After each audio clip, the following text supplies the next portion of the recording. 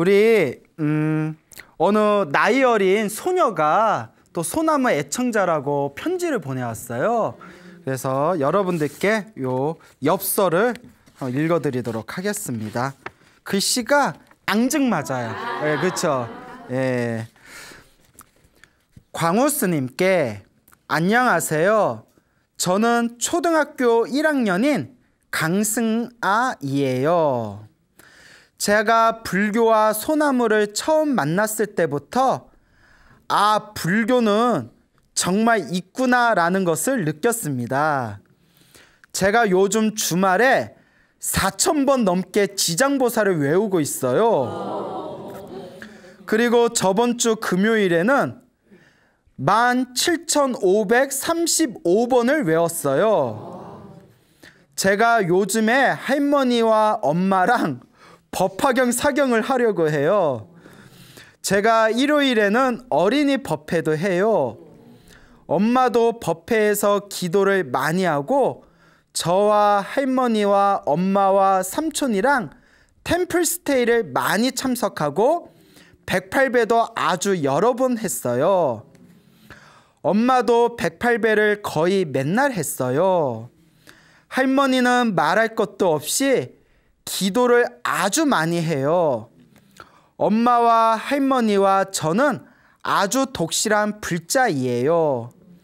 이 편지도 시간 되시면 읽어주세요. 소나무는 아이들도 들을 수 있게 아주 재미있고 좋아요. 광우스님 안녕히 계세요. 예, 고맙습니다. 예. 예.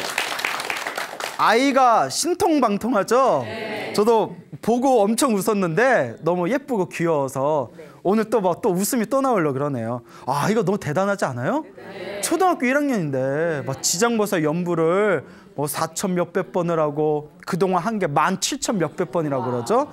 그리고 그 조그만 애가 법화경 사경을 하려고 하고 너무나 대단하다. 그 전생에 성근이 있는 아이인가 봅니다.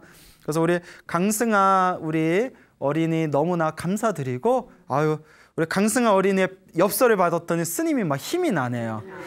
그 주변에 언젠가부터 초등학생 아이들이 소나무 방송을 즐겨본대요. 그런 이야기를 자주 들어서 처음에는 제가 긴가민가해서 솔직히 막 치정 이야기, 막 뭐 살인 이야기, 막 뭐 업보 받는 이야기, 막 이런 이야기 좀 아이들이 듣기에 조금 거북스러운 이야기도 나오기 때문에 왜냐면 굉장히 조금 적나라한 얘기도 좀 많이 나왔잖아요. 소나무에서.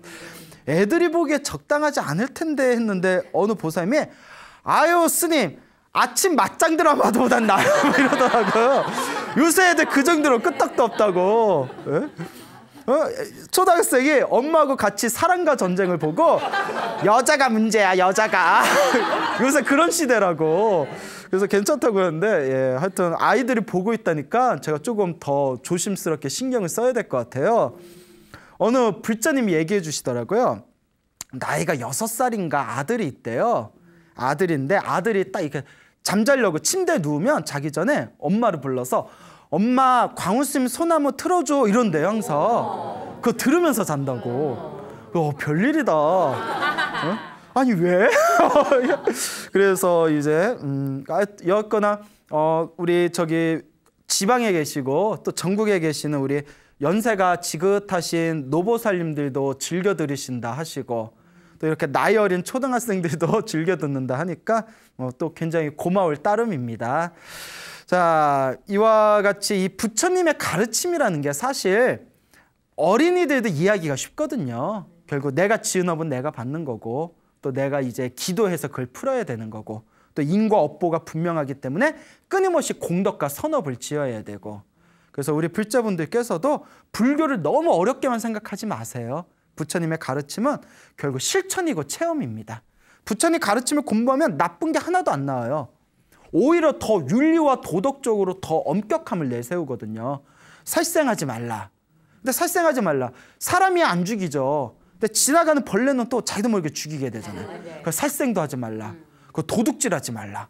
우리가 웬만하면 도둑질 안 하죠. 예. 그리고 한국이 세계 각 범죄 별 순위를 따져봤더니 세계에서 사기죄 1위래요. 사기 범죄 1위. 못 보셨어요? 예, 그 인터넷에서 크게 나왔는데 한국이 사기 범죄로 1위래요. 세계에서. 그러니까 이거 좋게 얘기하면 한국 사람이 머리가 좋대요. 똑똑하대요. 사기 잘 치는 거 보면. 예, 그래서 근데 이제 그런 것들이 이제 뭐 도둑질, 사기친 게 결국 거짓말이고 도둑질이잖아요. 그다음에 이제 세 번째가 이제 거짓말하지 말라. 예, 그다음에 이제 네 번째가 그다음 이제 사음하지 말라. 삿대는 바람 피지 말라는 거죠. 그 뭐 우리 불자분들은 안 그러겠지만 뭐 우리 주변에 이렇게 좀 바람 피는 분들 많잖아요. 없구나. 이거 분위기 갑자기 어색해지네. 여러분 빼고 이렇게 드라마도 문제야. 불륜 조장하는 드라마도 있잖아요. 예, 그렇죠. 예. 그리고 또 제가 제일 싫어하는 속담 중에 하나가 속담이 아니라 이제 요 현대 속담이 현대에 만들었지? 야, 골키퍼 했다고 공 못 넣냐? 그러면 안 되죠. 그렇잖아요. 예, 사람 관계는 골키퍼가 있으면, 임자가 있으면 그거 건들면 안 돼요. 상도덕이 없어, 사람들이. 상도덕이. 예? 윤리도덕이 없어. 그 다음에 다섯 번째가 이거 많은 불자분들이 쉽게 못 지키는 거죠. 술 마시지 말라. 술을 포함해서 머리를 흐르게 하는 걸 멀리해라. 그래서 불자들이 사회생활하면서 술을 안 마실 수가 없으니까 그래, 취하지 않을 정도로만 마셔라. 근데 사람이 먹다 보면 안 취하나? 그러니까 이제 불교 공부를 하면 나쁜 게 없습니다. 계율 잘 지키고 항상 기도하고 수행하고 사람들한테 널리 베풀고 복을 짓고, 부처님의 가르침을 너무 어렵게 생각하지 마시고 차근차근 우리 주변의 사찰에 보면 이제 요새 시대가 좋아져서 지방에도 조금만 관심을 기울이면 지방에 불교대학들 많거든요. 사찰에서 운영하는 불교 교양대학들도 있으니까 그런 데서도 좀 공부해 보시고, 너무 불교 교양대학에 가기에는 거리가 먼다거나 혹은 시간이 너무 촉박하신 분들은 불교 TV 보면 훌륭하신 스님들 설법 많이 나오잖아요. 얼마든지 불교 공부하기 좋은 시대입니다. 여러분들 자꾸 부처님의 가르침을 가까이 하시길 바랍니다. 우리 불심이 깊고 지극하신 어느 불자님께서 연세가 이제 80이 넘으신 노보살님께서 화계사 일부러 찾아오셔서 이렇게 편지를 주고 가셨어요. 이렇게 편지를 주고 가셨는데 편지의 내용이 당신이 불자로 살아오면서 그런 어떤 경험했던 얻게 되었던 그런 어떤 소중한 가피 이야기를 손수 이렇게 손으로 쓰셔가지고 저한테 그 편지를 주셨습니다. 그걸 보고 제가 너무 감동받았어요. 정말 부처님의 가피가 분명히 있고 또 이 불자님의 그 지극한 불심에 제가 감동을 받았는데 내용이 좀 길어가지고 제가 다 읽어드리기가 어려울 것 같아서 거기서 이제 제가 이야기를 좀 편집을 해가지고 여러분들한테 그 보살님의 뜨거운 불심이 담긴 그 이야기를 좀 전해드릴까 합니다. 보살님께서 원래는 부산이 고향이셨대요. 지금 이제 80이 좀 넘으셨는데 부산이 고향이셨는데 이분이 태어날 때부터 어떤 그 한을 품고 태어나셨어요. 왜 그런 거 하니? 어머니가 옛날에 좀 남존여비 사상 있었잖아요. 그렇죠. 우리나라에 가장 좋지 못했던. 근데 우리나라만 그런 게 아니라 세계적으로 좀 세계사적으로 봐도 여자가 남자보다는 굉장히 좀 많이 하대를 당했지 않습니까? 어머니가 절에 다니면서 제발 아들 낳게 해주세요 하면서 무릎이 까지도록 절을 하셨대요. 아들 낳게 해달라고. 아들 낳게 해달라고 무릎이 까지도록 절을 누가 옆에서 이랬는데 아니죠? 제가 잘못 들은 거죠. 예, 그래요? 자, 최 뭐 힙합 하세요? 최 내게로 와 뭐 이러면서 자 그런데 어머니가 이제 무릎이 까지도록 아들 낳게 해주세요 절을 하고 기도를 했는데 누구를 낳았을까요? 딸을 낳았어요. 자기를 낳았대요.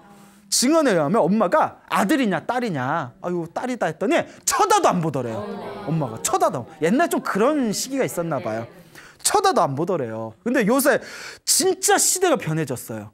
여러분 100여 년 전에 주역 공부하던 사람들이 있어요. 주역 아시죠? 주역. 막 역, 사서, 뭐 5경 중에 유교의 주역이라고 있는데 또 점 보는 사람들이 많이 보잖아요. 주역 공부하던 사람들이 이미 100 몇십 년 전에, 100여 년 전에 무슨 얘기를 했냐면 천지가 개벽을 해서 하늘이 밑으로 오고 땅이 위로 올라가는 시대가 되는데 그 말이 무슨 말인 거 하니? 여자가 남자 위에 올라서는 시대가 된다라고 증언을 했대요. 그 내용 기록이 있어요. 그때 수많은 사람들이 믿었을까요? 안 믿었을까요? 어찌 여자가 남자 위에 올라선다냐. 지금 봐요. 요새 내가 직접 들은 얘기예요. 우리 신도분들하고 대화하면 요새는 딸 낳는 게 남는 장사라고 한대요. 아들 필요 없다고. 아들 낳아봤자 저기 뭐 며느리 눈치 보고 딸을 낳아야 된다고. 요새 그런 시대 왔잖아요. 그리고 요새 아직도 많이 부족하지만 또 요새 조금씩 페미 열풍 같은 게 불면서 또 여자들의 목소리가 굉장히 커지고 있잖아요. 그래서 진짜 이거 예언이 맞아 떨어지나 보다. 우리나라에서 여자 대통령이 나올 줄 누가 알았겠어요. 좀 뒤끝이 좀 그래서 그렇지. 여하튼 여자 대통령이 나올 줄 누가 알았겠어요. 예, 그러니까 정말 이 묘한 시대다. 근데 그 시대 땐 그랬나 봐요. 80년 전이었잖아요. 80년 전에. 그러니까 이제 아들 낳게 해주세요 하고 무릎에 까지도록 절을 했는데 이제 자기 딸을 낳고 엄마가 쳐다도 안 봤대요. 그리고 이제 자라면서 남자 동생들 아들들하고 차별 대우도 엄청 받았대요. 그래서 그렇게 마음에 좀 한이 있었는데 근데 어머니 기도가 반은 맞아떨어졌는지 태어나기는 여자로 몸은 여자로 태어났는데 완전 남자 성격이었대요. 그래도 성격만 남자야. 근데 굉장히 거칠고 강했대요. 그 성격이 아주 강한 성격이었대요. 자기가 약간 좋게 말하면 여자 대장부 같은. 그래서 이제 집안에서 이제 중매를 해가지고 남편하고 결혼을 했는데 남편이 경제적인 능력이 굉장히 부족했답니다. 그러니까 남편만 믿고는 이거 먹고 살기 힘들겠더래요. 이제 보살님이 수완이 좋았나 봐요. 장사를 시작했는데 먹고 살아야 되니까 장사가 너무 잘 됐대요. 그때가 자기 인생에서 돈을 쓸어 담았을 때였대요. 어찌나 돈이 그냥 술술 들어오는지. 그래서 어떤 일이 있었냐면 이웃집에 사시는 아줌마가 아이고 그때 부산 동네에 있었나 봐요. 동네 아시죠? 동네. 예, 동네 말고 동네. 부산 동네에서 아이고 우리 부산 동네 돈은 다 쓸어가겠네 이렇게 얘기할 정도였대요. 부산 동네에 있는 돈은 다 쓸어가겠네. 그래서 자기가 뭐라고 맞받아쳤냐면 째째하게 부산 동네 돈 쓸어가봤자 뭐에 쓰냐고. 우리나라 돈은 싹 쓸어가야죠. 이렇게 얘기할 정도로 돈이 굉장히 많이 벌었을 때였대요. 그리고 일이 너무 잘 풀리고 돈이 잘 들어가니까 그때 마음에 엄청난 교만심이 자신의 교만심이 하늘을 찔렀을 때였답니다. 나중에는 그 교만심 때문에 이제 스스로 그런 어떤 이제 업보를 받은 것 같다 이런 얘기도 하시는데 그러니까 돈을 잘 벌고 한창 잘 나가고 있는데 이제 사단이 일어나요. 남편이 갑자기 자기도 사업 좀 하겠다고. 그러니까 이 보살님이 아무리 생각해도 남편 그릇이 도저히 사업할 그릇이 아니더래요. 그래서 그냥 벌어주는 돈이나 받아서 집에서 그냥 놀지 자꾸 사업하겠다니까 우리 같으면 얼마나 좋아. 그렇잖아요. 예? 부인이 돈 벌어오고 뭐 집에서 그냥 등산이나 가고 바둑이나 두고. 응? 근데 남자 체면이 있지. 나도 사업할래 하고 자꾸 졸라대더래요. 자꾸 조르고 때를 쓰니까 보살님이 처음에는 거절하다가 아마 너무 힘들잖아요. 그래서 무슨 생각을 했냐면 그래 사업 한번 시켜주자. 아니 망하면 내가 다시 먹여 살리면 되지. 내가 다시 돈 벌면 그때 너무 자기가 잘 나갔을 때라서 그런 교만심이 좀 있었대요. 내가 다시 장사하면 되지. 그리고 남편한테 이제 사업 자금을 다 대줬답니다. 뭔가 분위기가 싸하죠? 예, 이야기의 패턴이. 예. 남편이 3년 만에 다 말아먹었대요. 근데 3년 만에 얼마나 크게 망했는지 나라에서 경제사범으로 교도소에 들어갈 정도였대요. 뭐 크게 말아드셨나 봐요. 경제사범으로 뭔가 굉장히 크게 그냥 혼자만 망한 게 아니라 아마 나라에서 경제사범으로 찍혀가지고 이제 감옥에 몇 년형을 받을 정도로. 그 어떻게 해요? 이제 그 당시에는 교도소에서 하루에 한 번만 면회가 허용됐답니다. 한 번만. 예, 모르시죠? 안 가면서. 예. 그래서 근데 남편은 만나러 이렇게 면회를 갈 때마다 이미 누가 왔다는 거예요. 그 몇 번씩 허탕을 쳤대요. 한 번만 면회가 되니까. 그래도 남편이라고. 그래서 가가지고 또 누가 벌써 면회 갔습니다 하면 이제 허탕으로 돌아오고, 그럼 뭐 사식이나 넣어주고.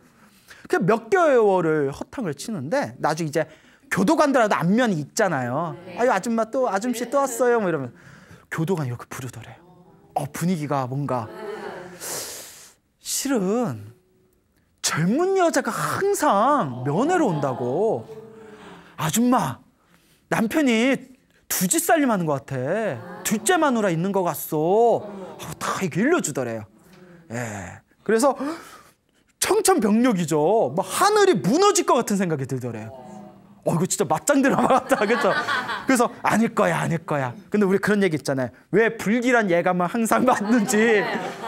남편도 막 따졌더니 아이고 3년 전에 사업 시작할 때 이미 바람을 폈던 거고. 그러니까 더 황당한 게 바람 핀 여자가 아들 둘이 있는 또 여자야. 예. 또 그러니까 아들 둘이 있는 여자를 만나가지고, 그래서 남편한테 난리나. 나는 그래서 정말 마음에서 일어나는 그 화딱지로는 당장 그냥 다 엎어버리고 싶지만, 다 옛날 분들 그런 어떤 지고지순한 가정에 대한 헌신 이런 게 있잖아요. 네. 그때 아이를 셋을 낳았는데 이 자식 3명 아버지 없이 어떻게 키우냐. 그래서 자식 때문에 눈물을 흘리면서 남편한테 사정을 했대요. 하소연을 했대요. 다시 가정으로 돌아와라. 다 용서하겠다. 다 잊어버리겠다. 여러분들 그렇게 돼요, 안 돼요? 안 돼요? 안 될까요? 한 번 정도는 안 되는구나. 예. 그래서 남편이 그러면 시간을 다오. 예, 그럼 내가 정리할 테니까 시간을 다오라고 하면서 빨리 자기 여기서 꺼내달라고 막 사정사정을 하더랍니다. 그래서 사업이, 그것도 다 그런 남자 만든 것도 전생의 업이죠. 사업이 망해서 없는 돈, 있는 돈, 없는 돈 다 모아가지고 큰 돈을 써서, 보사님이 옛날에는 돈만 있으면 다 가능한 시대였대요. 지금도 막 비싼 변호사 사면 지금도 막 뉴스 같은데 뭐 정관예우 해가지고 뭐 판사 출신 변호사 써가지고 막 이런 막 흉흉한 얘기 언론에서 많이 나오잖아요. 지금도 그런데 옛날에 얼마나 더 심했겠어요. 큰 돈을 써서 남편을 드디어 교도소에서 빼왔답니다. 예, 그땐 그게 가능했대요. 돈만 있으면. 그리고 남편이 이제 집으로 돌아왔는데 이제 보살님이 다시 돈을 벌려고 다시 장사를 시작해도 옛날처럼 돈이 안 벌리더래요. 이미 한번 그렇게 무너지고 나니까. 뭐든지 때가 있어. 그 유명한 얘기 있잖아. 야야 물 들어온 김에 노져라. 물 들어온 김에 노져라란 말이 있잖아요. 한번 그 밀물 썰물 싹 이제 다 빠져나가니까 이제 장사가 옛날같이 안 되고, 또 어머님이 자기 그렇게 구박했던 친정 엄마가 아들들이 서로 키우기 싫다고 해서 또 자기가 모시고 있는 상황. 예. 그러니까 기도해서 그래도 딸은 잘 둔 것 같아요. 그래서 자기가 또 친정 엄마 모시고 살고 있고, 애들 셋 있고, 그리고 남편하고 매일 고성을 지면서 싸운다는 거예요. 정리를 안 해가지고, 여자 정리를 안 해서. 예. 그러니까 남자가 양심이 있으면 그러면 안 돼, 그죠? 남자가 양심 있으면 그러면 안 됩니다. 옛날에 유명한 얘기가 있어요. 역대로 조강지쳐 버려서 잘된 남자 없다. 얘기 다 들어보셨죠? 예. 이거 방송 보고 찔리는 분들 계실까 봐 괜히 미안하네. 유명한 얘기 있잖아요. 조강지쳐 버리고 잘된 남자 없다. 예, 그렇잖아요. 그래서 우리 보살님께서도 그렇게 남편의 마음을 되돌리려고 노력해도 그게 안 되니까 나중에는 그러면 아이 셋을 자기가 키우는 조건으로 깔끔하게 헤어졌대요.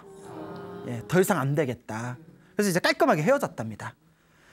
그리고 그렇게 남편하고 헤어지고 장사도 안 되고 벌었던 돈도 다 나가버리고 먹고는 살아야 되겠는데, 그러니까 가슴에 이렇게 화병을 좀 얻으셨대요. 가슴에 답답하게 화병을 얻었다가 그때 친분이 있는 지인이 절에 가자 해가지고 그때 처음 절에 갔대요.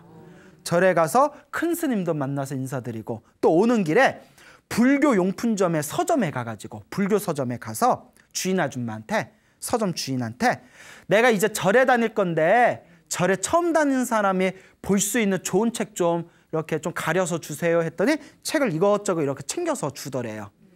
그중에 팔상록이라는 책이 있었대요. 저도 옛날에 본 기억이 있는데 팔상록이라는 책이 부처님의 일대기, 부처님의 탄생과 부처님의 열반을 여덟 주제로 이렇게 나눈 것을 팔상록이라는 부처님 일대기 책이 있어요. 일종의 부처님의 생애예요. 팔상록이라는 부처님의 생애를 보고 충격을 받았대요, 보살님이. 여태껏 부처님이 그냥 자기는 여태껏 부처님이 귀신들의 왕인 줄 알았대요. 귀신들의 왕이라서 부처님한테 기도하면 귀신들이 이렇게 소원 들어주고 그런 존재인 줄 알았대요. 그러다가 부처님의 생애 그 팔상록을 딱 보고 나서 거기에 딱 부처님의 일대기를 보면서 아, 부처님은 지혜와 자비를 완벽하게 갖추신 위대한 성인이구나라는 걸 그때 자기가 깨달았대요. 네. 그때 이후로 기도를 열심히 하셨답니다. 아주 기도를 열심히 하시고 또 뭐 화엄경 야창계도 하고 하여튼 기도를 여러 가지로 열심히 하셨는데 어느 날이었답니다. 어디 포교당에서 이렇게 지장기도를 하고 있었대요. 하염없이 이제 천도제도 올리고 이렇게 지장기도를 하고 있었는데 지장기도를 할 때 보살님이 비몽사몽에 환상을 본 거예요. 지장기도를 하고 있는데 누가 이렇게 자기 어깨를 툭툭 치더래요. 딱 쳐봤더니 아주 그냥 건강한 아주 근골이 탄탄한 건장한 남자가 자기를 딱 이렇게 보면서 웃으면서 인상 좋게 싹 웃으면서 보살님이 기도 열심히 해서 제가 잘 갑니다. 제가 떠납니다. 잘 갑니다 하면서 인사를 딱 정중하게 하고 나가더래요. 그 나가는데 그 남자 뒤로 조폭같이 시커먼 정장을 입은 남자들이 줄지어서 법당 밖으로 나가더랍니다. 그 환상을 딱 본 거예요. 이게 뭐지? 하고 있는데 신기한 게 지장기도하다 그 환상을 보고 나서 자기 성격이 싹 변해버렸대요. 예전에는 성격이 엄청나게 거칠고 강한 성격이었는데 성격이 엄청나게 부드럽고 유순하게 변했대요. 그래서 어떤 일이 있었냐면 아들 시험 때문에 이제 합견역을 살려고 엿 먹잖아요. 합견역. 엿을 살려고 시장을 갔대요. 엿을 살려고 시장인데 이제 철썩 붙으라고. 근데 저기서 웬 아줌마가 뒤에다가 애를 업고서 이렇게 엿판을 깔아놓고 엿을 팔고 있더래요. 그러니까 가서 아줌마 엿 찹쌀엿 있어요? 이랬대요. 왜냐면 찹싹하고 붙어야 되니까 찹싹. 그래서 찹쌀이나 찹싹이나 찹쌀엿 있어요 했더니 찹쌀엿은 없고 수수엿은 있어요. 아유 수수엿은 못 먹겠네 안 되겠네 하고 이렇게 그냥 갔대요. 근데 뒤에서 그 여자가 등 뒤에서 소리가 별 미친년을 다 보겠네 이러면서 별 미친년을 다 보겠네. 장사하기 싫다는 거죠. 그 얘기를 듣는 순간 옛날에 자기 자신이었으면 옛날에 자기의 원래 모습이었으면 시장에 사람들이 보건 말건 그 자리에서 옆판 뒤집고 머리끄댕이를 잡고 싸웠을 거래요. 근데 순간 그 소리를 딱 듣는 순간 아유 찹쌀엿이나 수수엿이나 그냥 먹으면 되지 아유 내가 잘못했네 이런 생각이 들더래요. 순간 자기가 놀래가지고 내가 성격이 이렇게 변했구나. 옛날에는 상상도 못하는 성격이었는데 내가 이렇게 성격이 변했구나. 그때 그런 어떤 마음의 큰 변화를 느꼈답니다. 그래서 이분이 이제 열심히 이제 그 절에 다니면서 절에 이제 의지하면서 기도를 열심히 하고 공덕도 많이 짓고 하는데 이제 어느 날이었대요. 무슨 장사인지는 모르겠는데 편지에 무슨 장사했는지는 안 나와서 뭐 사업인가 장사인가를 하시는데 종업원 여러 명을 두고 하셨대요. 근데 열심히 하는데도 돈이 모이지를 않더래요. 현금이 없대요. 월급 종업원들 여러 명 월급 다 챙겨주고 뭐 생활비 쓰고 하면 떨어지는 현금이 없다는 거예요. 너무 힘들어서 아무리 애를 쓰고 장사를 해도 돈이 안 모이니까 법당에 가서 부처님 앞에서 막 울면서 기도를 했대요. 부처님 내가 이렇게 기도도 열심히 하고 공양도 많이 올리는데 왜 안 도와주시냐고 막 울면서 기도를 하는데 근데 이분이 전생에 뭐가 좀 닦은 게 있어서 그런가 또 이제 환청이 들린 거 환청. 예, 환청이 들면 또 병원부터 가야 되는데 환청이 들린 거예요. 막 울면서 왜 나 나 이렇게 돈이 안 모이니까냐고 부처님 좀 도와주시지 하고 막 울면서 하염없이 기도를 하는데 부처님 앞에서 부처님이 너는 뭐가 그래 욕심이 많냐. 뭐가 그래 욕심이 많냐. 너 돈 많잖냐 이러더래요. 너 돈 많잖냐. 부처님이 그렇게 얘기를 하시더래요. 그러니까 보살님이 순간 울컥하는 마음이 생기더래요. 내가 현금이 하나도 없는데 내가 무슨 돈이 있냐고 부처님. 그 부처님이 놀라지 마세요. 다 쳐다보면서 너 집값이 3배 올랐지 않냐 이러시더래요. 너 집값이 3배 올랐지 않냐 부처님이. 그 얘기를 듣고 부처님이 집값 오른 거 어떻게 알아? 이렇게 계산해볼 때 집값이 올랐대요. 처음에서 집값 3배면 엄청 오른 거죠. 내가 이 얘기 듣고 부처님이 이게 부동산에 밝아. 아니 부동산에 밝아 부처님이. 이게 근거가 있어요. 저는 근거 없는 얘기 안 해요. 우리나라 풍수 공부하시는 분들이 풍수지리 공부하시는 분들이 우리나라의 제일 좋은 명당은 사찰에 다 있대요. 500년 이상 된 고찰. 저도 막 1000년 고찰 이러죠. 500년 이상 되고 1000년 고찰은 무조건 명당이래요. 왜 스님들이 이렇게 명당 자리에다 절을 졌냐? 부처님이 부동산에 밝아. 다 아셔. 자 이제 왜 또 웃자간 말이에요. 그러니까 부동산 하시는 분들 부처님한테 기도 많이 올리세요. 너 집값이 3배 올랐지 않냐 이러더래요. 그때 마음이 탁 내려놓으면 부처님이 나 욕심 부리지 말라고 이렇게 가르침을 주시는구나. 그리고 이제 어느 날이었대. 이제 아들이 대학 이제 입시 시험을 봤는데 우리 부모님들 수능기도 엄청 열심히 하잖아요. 그래서 아들을 위해서 막 우리 아들 대학 입시 잘 가게 해달라고 대학 학교 잘 가게 해달라고 하염없이 기도를 했답니다. 근데 이제 어느 날 기도를 하는데 눈앞에서 환상을 봤대요. 동력동자 있죠, 한자. 동력동자가 딱 하고 눈앞에서 빡 하고 보이더래요. 환하게 동력동자가. 부처님이 계시를 내려주신 거다. 그래서 아들한테 가서 야, 너 서울에 동자 들어가는 대학에 원서를 넣어라. 예, 그걸 뭐 대놓고 얘기해. 하여튼 그랬대. 그냥 동자 들어가는 데 넣어야 된다. 그러니까 아들이 엄마 뭔 얘기야? 뭐 별 이상한 얘기하고 그래. 그리고 안 넣었대요 거기다. 그리고 떡 떨어졌대요. 그리고 이제 아들도 이제 떨어지고 막 하고 이제 마음이 찹찹하잖아요.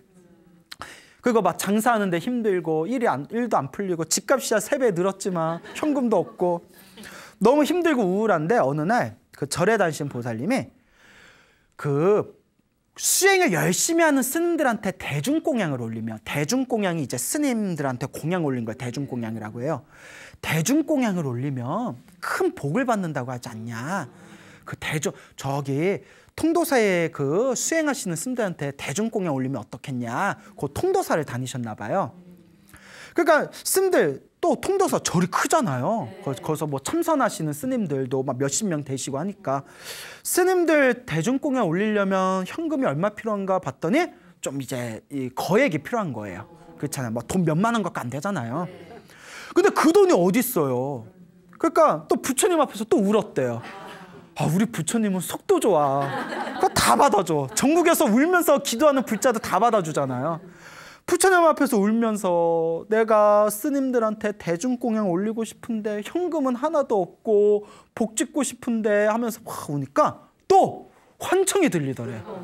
뭐가 자꾸 들려. 부처님이 네가 잘할 수 있는 걸 올리면 되잖냐 이러더래. 네가 잘할 수 있는 걸 올리면 되잖냐. 그게 딱 귀에 들리면서 순간 내가 잘할 수 있는 게 뭐지 하다가 마음에 딱 느껴지는 바가 있더래요. 그래서 시장에서 질 좋은 털뭉치를 사가지고 한 땀 한 땀 목도리를 짰대요. 목도리를 짰는데 한 땀 한 땀 목도리를 짤 때마다 참회진언을 외웠대요. 참회진언이라고 아시죠? 분위기 봐라. 이거 어떡하나. 천수경에 보면 참회 진언이라고 나와요. 내 업장을 참회하는 진언. 그래서 옴살바 모짜 모지 사다야 사바. 옴살바 모짜 모지 사다야 사바. 그래서 한 땀 한 땀 그 털을 짜면서 옴살바 모짜 모지 사다야 사바 참회 진언을 외우면서 그렇게 눈물이 나오더래요. 눈물이 툭 떠올리면서 21개를 만들었대. 21개를 만들어서 다 통도사에 가가지고 통도사 원주 스님한테 스님들께 공양 올리는 겁니다. 수행하는 스님들한테 잘 나눠주십시오. 이렇게 공양을 올리고 집으로 돌아오는데 그렇게 눈물이 쏟아지더랍니다. 그렇게 눈물이 쏟아지면서 어쨌든 큰 복을 지으신 거죠. 그 아들이 이제 재수를 해서 이제 또 대학 입시를 봤는데 이제 어머님이 또 걱정이 되잖아요. 그 팔곤산 갓바위에 가가지고 우리 수능 기도하면 갓바위에 많이 가잖아요. 소원 3개 중에 하나는 들어준다 뭐 이래가지고 갓바위에 가서 또 기도를 열심히 했대요. 부처님 우리 아들 이번에 대학 붙겠습니까? 간절히 기도했는데 또 눈앞에서 큰 대자 있잖아요. 큰 대자 대학교 때 대. 큰 대자가 딱 하고 보이더래요. 뭐가 자꾸 들리고 보여. 큰 대자가 딱 하고 보인 순간 아이고 이번에는 붙었다. 그 아들이 대학교에 이제 잘 들어가게 되었답니다.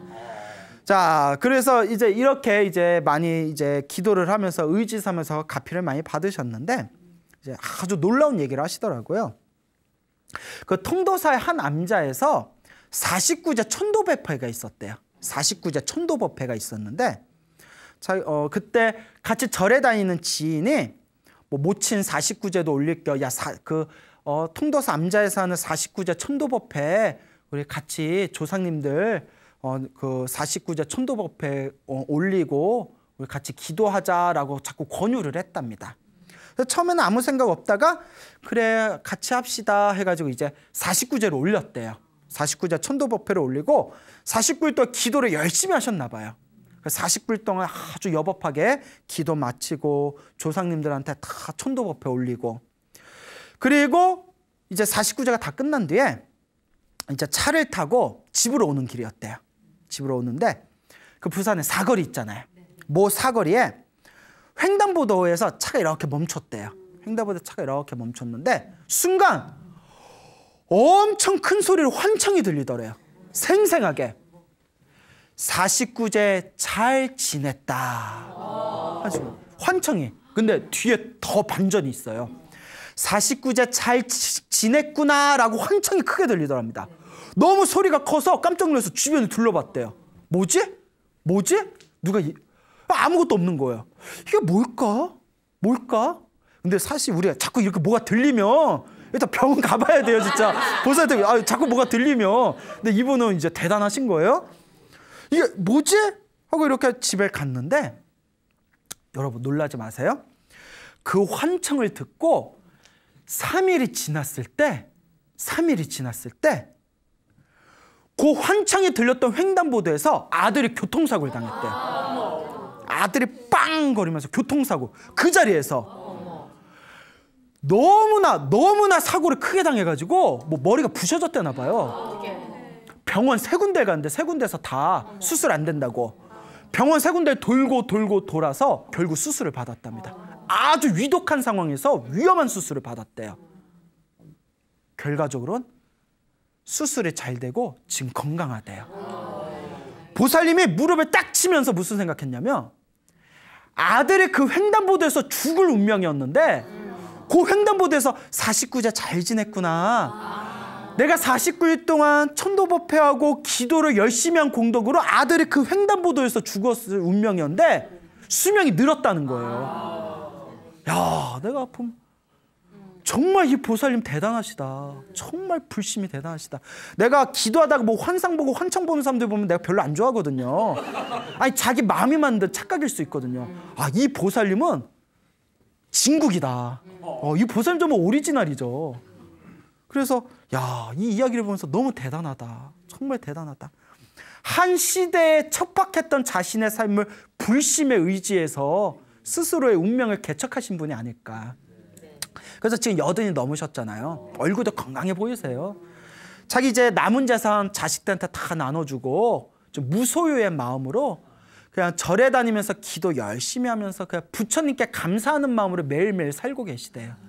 그래서 제가 너무나 대단하신 분이다 다시 한번 느끼게 되었습니다. 그래서 이렇게 너무나 소중한 이야기를 또 전해주신 우리 그 보살님께 너무나 또 감사드리는 바입니다. 여러분, 분명히 이 기도의 값이라는 거는 크게 받건 작게 받건 분명히 자신의 기도의 값이와 공덕은 있습니다. 제가 항상 귀에 딱지가 붙게 말하잖아요. 전생의 업보가 두꺼우면 효과를 느리게 볼 뿐이고 전생에 지어놓은 복이 많으면 효과를 빠르게 보는 거지, 반드시 효과가 빠르고 더디면 있을지언정 기도의 공덕과 가피는 분명히 역력하게 살아있다라고 누누이 말씀을 드립니다. 그러니까 여러분, 우리가 기도해야 돼요.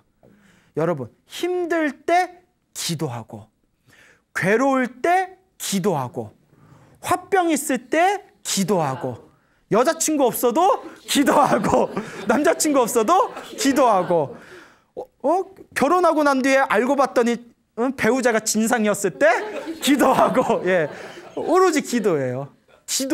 기도하면서 내 마음을 녹이고 내 업이다 생각하면서 자꾸 닦아나가는 수밖에 없겠죠. 근데 불교에서 결국 내 앞에 펼쳐진 행복과 불행도 내가 지은 업보거든요. 좋은 일이 생긴 거는 내가 지은 복이에요. 나쁜 일이 생겼다면 내가 지은 업장입니다. 결국은 내가 풀어나가는 수밖에 없습니다.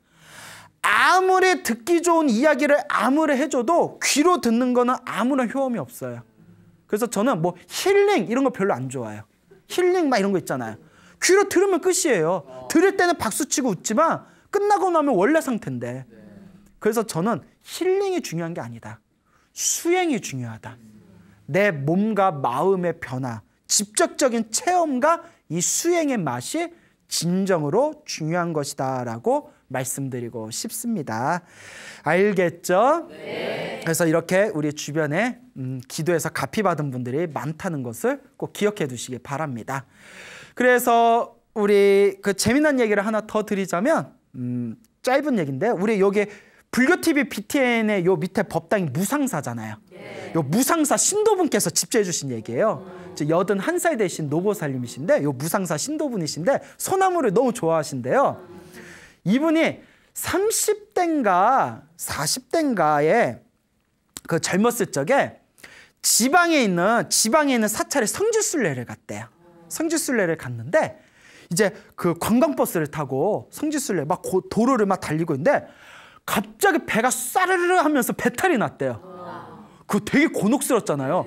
가려면 한참 멀었는데 막 터질 것 같더래요. 어머, 나 여기서 싸면 어떡해. 너무 무서워서 여기서 단주 있죠. 단주, 이렇게 팔목에 다는 단주를 빼서 관세음보살. 자기 인생에 그렇게 간절하고 정성스럽게 관세음보살 부른 게 처음이었대요. 얼마나 급하겠어요. 막 터질러 가더래요. 여러분, 이거 터진 게 이거 그 평생 그게 창피해서 어떻게 살아. 다 큰 어른. 관세음보살.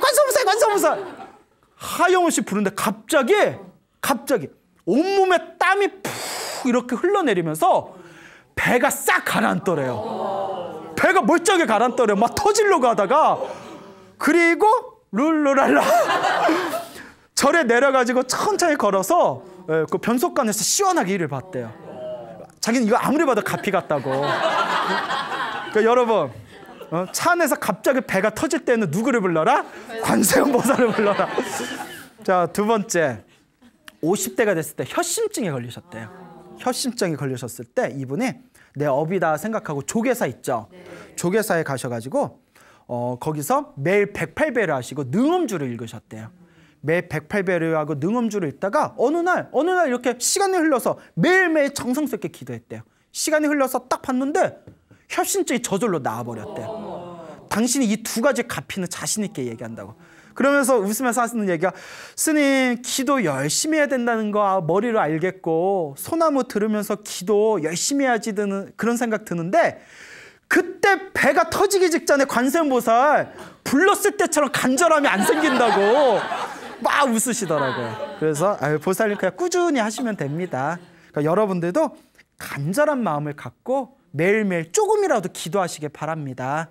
알겠죠? 네. 여러분, 행복해지고 싶습니까? 네. 행복한 삶을 창조하고 싶습니까? 네. 복을 지으십시오. 선업을 지으십시오. 공덕을 쌓으십시오. 복과 선업과 공덕의 힘이 여러분들을 진정한 행복의 길로 이끌어 줄 것입니다. 오늘 여기서 마치겠습니다. 소중한 나 무한행복.